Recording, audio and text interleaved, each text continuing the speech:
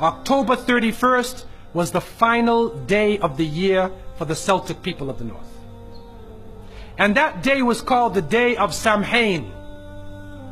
And this individual, wal-iyadu billah, was supposed to be their god of the spirits of the dead, of evil again. And according to their belief, the evil spirits would rise to the surface and would terrorize people on that evening.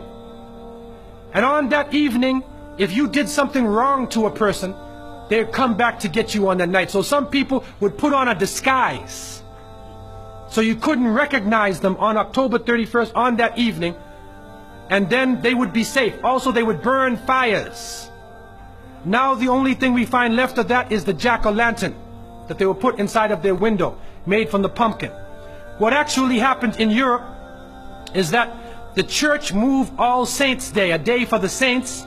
They moved it from May 13th to November 1st in 1834 AD.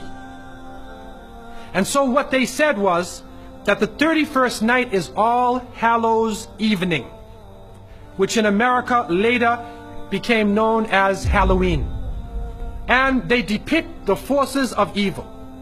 What is happening now is that the children put on disguises. They dress as little devils, little witches, as goblins, vampires, anything evil, and they go out.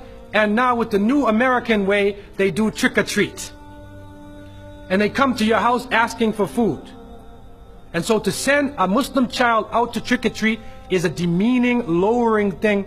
You ask them to beg people for food. And so the reality that we recognize is that, number one, this is the day of Samhain. And the Quran tells us that the devil is an open enemy to humanity.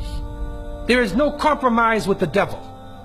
And so we don't play around and disguise ourselves as little devils, little shayateen, because it is an open enemy to the people of monotheism. And so from so many angles, Muslims should have nothing to do with Halloween.